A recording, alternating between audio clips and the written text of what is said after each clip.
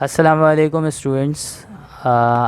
हम immune system का topic हम पढ़ रहे थे और इम्यून सिस्टम के टॉपिक के अंदर जो है हमने सेकंड लाइन को कंप्लीट कर लिया था। अब सेकंड लाइन के बाद हमने स्टार्ट करना है third line of defence. Indeed ये एक बहुत बड़ा टॉपिक है, third line of defence immune system का, और काफ़ी डिटेल में भी है। कोशिश करूँगा कि आसान अल्फाज में और आसान तरीके से आपको, और जितनी ज़्यादा डिटेलिंग में हो सके आपको ये समझा दूँ। अच्छा जी, थर्ड लाइन ऑफ डिफेंस को हम स्पेसिफिक इम्यून सिस्टम भी कहते हैं। Specific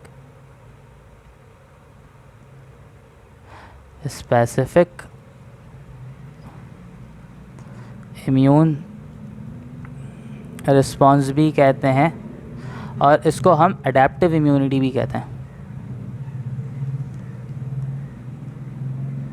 adaptive immunity, you know very well why we are saying it adaptive या specific, because ये हर organism के अगेंस्ट एक्ट नहीं करता। जैसे ही हमारी first line of defence fail होती है तो सेकंड लाइन ऑफ डिफेंस यहाँ पे अटैक के लिए तैयार होता है, लेकिन सेकंड लाइन पे भी बात नहीं बनती तो ये थर्ड लाइन फिर अटैक करने के लिए आता है।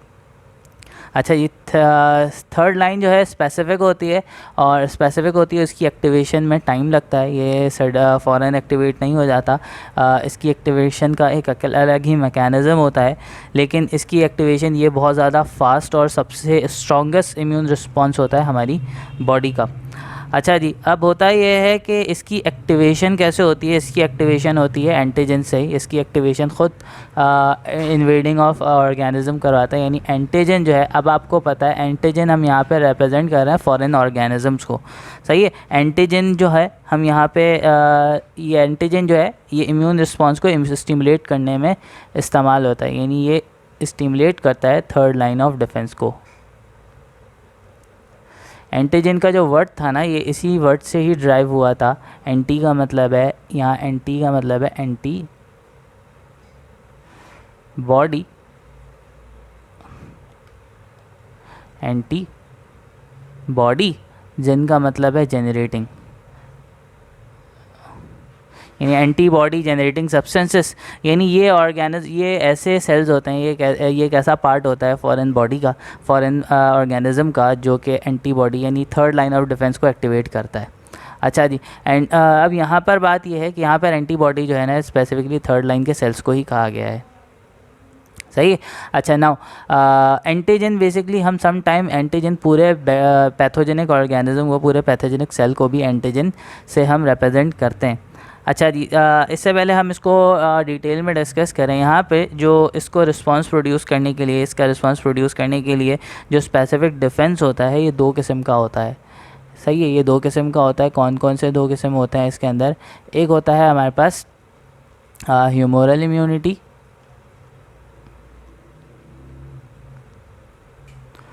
ह्यूमोरल इम्यूनिटी या humoral immune response. Humoral immune response, इसको हम एंटीबॉडी मीडिएटेड इम्यून रिस्पॉन्स भी कहते हैं, या एंटीबॉडी मीडिएटेड इम्यूनिटी भी कहते हैं। और दूसरा है हमारे पास सेल मीडिएटेड इम्यूनिटी। अच्छा जी, दोनों में एक फ़र्क ये है कि ह्यूमर का मतलब होता है फ्लूइड। अगर वो ऑर्गेनिज्म बॉडी फ्लूइड में मौजूद है, सही है, यानी वो एक्सोजीनस है, एंडोजीनस नहीं हुआ। एक्सोजीनस का मतलब होता है वो सेल के अंदर पेनिट्रेटेड नहीं है, सही है, बॉडी फ्लूइड में मौजूद है, तो ह्यूमोरल इम्यून रिस्पॉन्स एक्टिवेट होगा, ह्यूमोरल इम्यून रिस्पॉन्स उसको किल कर रहा होगा। और जो ऑर्गेनिज्म सेल के अंदर घुस चुका है, जो ऑर्गेनिज्म सेल के अंदर पेनिट्रेटेड है, उसको सेल मीडिएटेड इम्यूनिटी ट्रीट करेगा। नाउ फर्दर हम देखते हैं यहाँ पे कौन कौन से सेल इन्वॉल्व होते हैं। यहाँ पर जो इन्वॉल्व होता है लिम्फोसाइट्स इन्वॉल्व होता है। लिम्फोसाइट्स इन्वॉल्व होते हैं। लिम्फोसाइट्स की दो टाइप है, एक है टी सेल्स और दूसरे हैं बी सेल्स। जो टी सेल्स है ना, हमारे पास टी का वर्ड जो निकला है, ये दोनों सेल्स जो है वो बोन मैरो में बनते हैं। दोनों के दोनों सेल्स बोन मैरो में बनते हैं, लेकिन जो टी सेल है वो थाइमस में मैच्योर होता है, और जो बी सेल है वो बोन मैरो में ही मेच्योर होता है। सही है, तो इसकी वजह से इसको हम टी सेल्स कहते हैं और इसको हम बी सेल्स कहते हैं। अच्छा, अब इस मेच्योर होने का क्या मतलब है, इस मेच्योरेशन का यहाँ पे क्या मतलब है, मेच्योरेशन की मीनिंग क्या है यहाँ पे? बेटा मेच्योरेशन की मीनिंग यहाँ पे किसी भी सेल के बारे में हम ये कह सकते हैं कि भाई वो सेल की to start the ability to initiate the ability of a specific cell to a specific immune cell to produce immunity, to give immune response। यानी ऐसा process, the process which initiate the ability of cell to produce its immune response। सही है, ये क्या करता है maturation, यानी जब ये सेल बन गए, ये सेल की प्रोडक्शन हो गई बोन मैरो में, और उस बोन मैरो में प्रोडक्शन होने के बाद अब जब इस सेल की कैपेबिलिटी, यानी यूँ समझो कि इस सेल की तरबियत होना। अच्छा, अब क्या मतलब है इस सेल का, इसका मतलब क्या है? इसका मतलब ये है कि इसके अंदर मेच्योरेशन का आसान अल्फाज इसको अगर हम देखें तो मेच्योरेशन का मतलब है कि रिकॉग्निशन की सलाहियत, जब रिकॉग्निशन की एबिलिटी जब सेल में स्टार्ट हो जाती है, रिकॉग्निशन यानी अपने पैथोजन को रिकॉग्नाइज़ करने की सलाहियत जब प्रोड्यूस हो जाती है, तो हम कहते हैं कि भाई सेल हमारा मैच्योर हो गया। सही है, रिकॉग्नाइज़ करेगा तो ही किल करेगा। मैंने मैच्योरेशन की क्या डेफिनेशन बताई अभी, मैंने मैच्योरेशन की डेफिनेशन अभी बताई कि भाई the process of initiation of immune cell to produce immune response.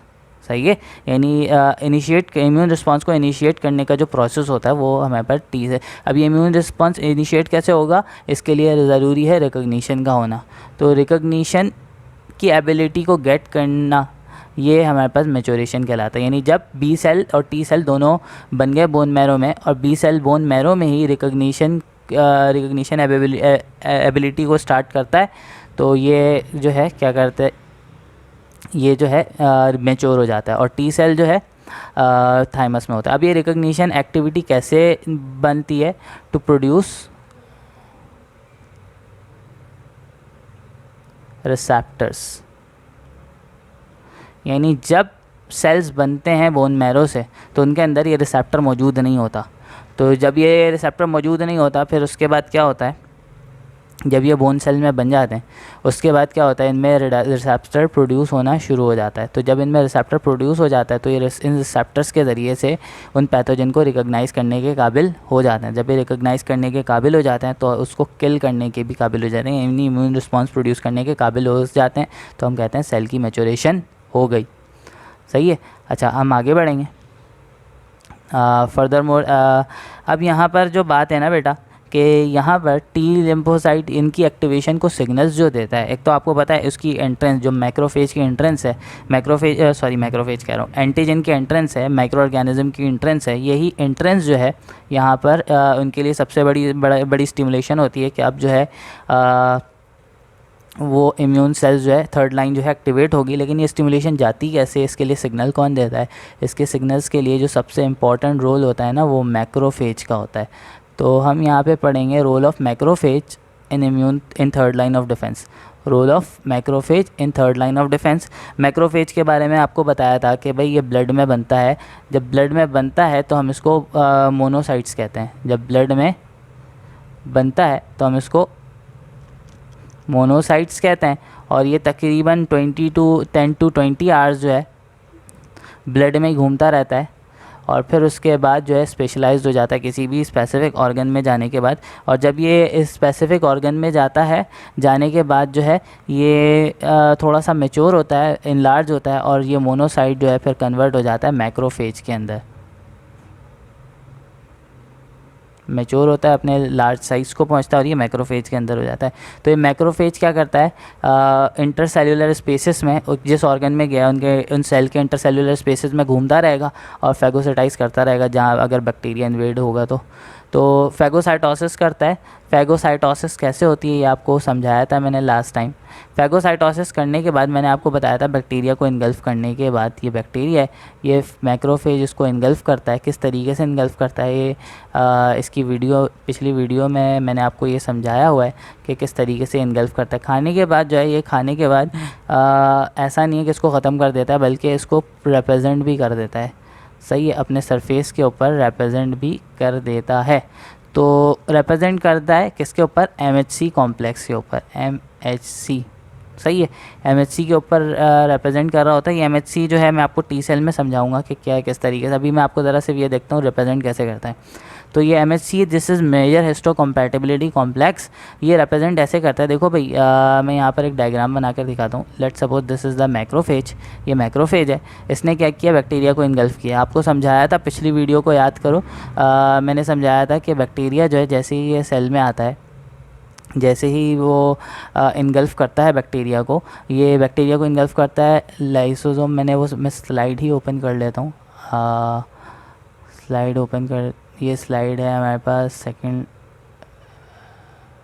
Year, सही है।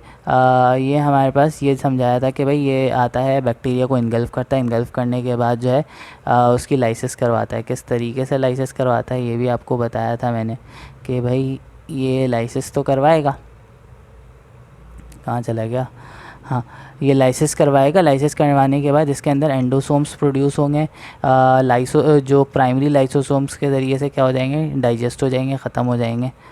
तो इस तरीके से जो है ये लाइसिस जो है इसकी चल रही होती है एंडोस की, ये रहा, यानी ये क्या हुआ, यहाँ पर इसने बैक्टीरिया को लाइस किया एंडोसाइटोसिस के ज़रिए से, फैगोसाइटोसिस के ज़रिए से। लाइस करने के बाद जो है ये किस में कन्वर्ट हो गए, एंडोसोम्स में कन्वर्ट हो गए, सॉरी एंड नॉट एंडोसोम्स, फैगोसोम्स में कन्वर्ट हो गए। अब ये गोल्जी बॉडी से क्या निकला, प्राइमरी लाइसोजाइम निकला। प्राइमरी लाइसोजाइम निकलने के बाद इसके साथ मर्ज हो गया, ये प्राइमरी लाइसोजाइम है, इसके साथ मर्ज हो गया और फ्यूज़ होने के बाद जो है ये कन्वर्ट किस में हो गए, फ्यूज़ होने के बाद ये कन्वर्ट हो गए सेकेंडरी लाइसोजाइम के अंदर। ये देखें सेकेंडरी लाइसोजाइम के अंदर। अब ये लाइसोसोम जो है, सॉरी लाइसोजाइम नहीं, लाइसोसोम जो है, लाइसोसोम के अंदर से एंजाइम्स निकलेंगे, इस बैक्टीरिया की लाइसिस करवा देंगे। अब जब ये लाइसिस हो जाएगी ना, इसकी लाइसिस हो जाएगी, इस बैक्टीरिया के अंदर जो एंटीजन था, अब एंटीजन आपको पता है कोई प्रोटीन होता है, तो ये जो वैक्यूल है ना, ये क्या करेगा, उन प्रोटीन को रिलीज़ करेगा, किस फॉर्म में, पेप्टाइड की फॉर्म में। जो लाइसिस होने के बाद जो प्रोटीन्स बचता है, उस प्रोटीन को साइटोप्लाज्म में क्या करेगा, रिलीज़ करेगा, पेप्टाइड्स की फॉर्म में, नॉट प्रोटीन्स की फॉर्म में। उस प्रोटीन की लाइसिस करवा के उसको रिलीज़ करेगा, सही, किस फॉर्म में, पेप्टाइड की फॉर्म में, सही है, पेप्टाइड की फॉर्म में। अब ये इसी सेल का, इसी मैक्रोफेज के अंदर मौजूद है एंडोप्लाज्मिक रेटिक्यूलम, सही है, एंडोप्लाज्मिक रेटिक्यूलम मौजूद है। ये एंडोप्लाज्मिक रेटिक्यूलम क्या करता है, ये एंडोप्लाज्मिक रेटिक्यूलम से MHC कॉम्प्लेक्स बनता है, सही है। एंडोप्लाज्मिक रेटिक्यूलम से ये जो लाइसिस होने के बाद इसमें से प्रोटीन निकला है, तो एंडोप्लाज्मिक रेटिक्यूलम से जो है ER से जो है क्या बनता है, MHC कॉम्प्लेक्स बनता है। ये MHC कॉम्प्लेक्स, इनमें से जो प्रोटीन निकला है उस MHC कॉम्प्लेक्स के, वो MHC कॉम्प्लेक्स इसके साथ फ्यूज़ हो जाता है, सही है। MHC कॉम्प्लेक्स जो है उस प्रोटीन के साथ और पेप्टाइड के साथ फ्यूज़ हो जाता है। फ्यूज़ होने के बाद इसके सेल मेम्ब्रेन में जाकर जो है अटैच हो जाता है।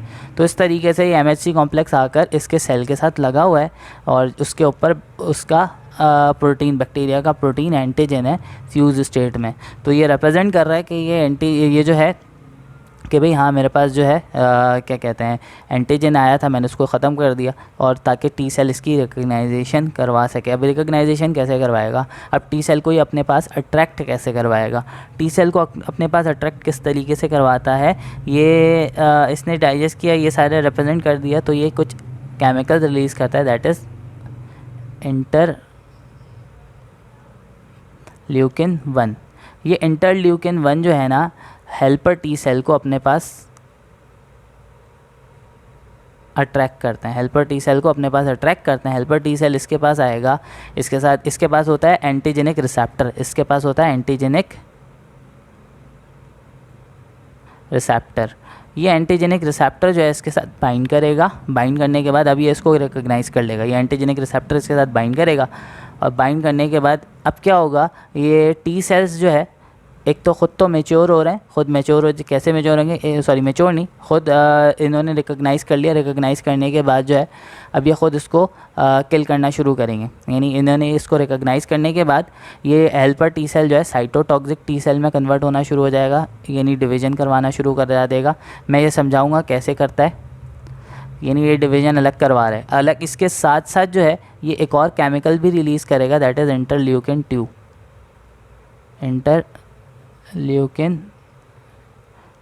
अभी इंटरल्यूकिन 2 जो है बी सेल को जाके एक्टिवेट कर देगा कि भाई बी सेल को भी पता लगे कि हमला हो चुका है, और बी सेल जो है बॉडी फ्लूइड में जो है उस ऑर्गेनिज्म की लाइसिस करवाएगा। हम इसको पढ़ेंगे कि कैसे दोनों टी सेल और बी सेल किस तरीके से काम करते हैं। फ़िलहाल के लिए बस इतना ही। होपफुली आपको ये लेक्चर समझ में आ गया होगा। Thank you so much student. अब आगे की कहानी नेक्स्ट टॉपिक में कंटिन्यू करेंगे। अल्लाह हाफ़िज़।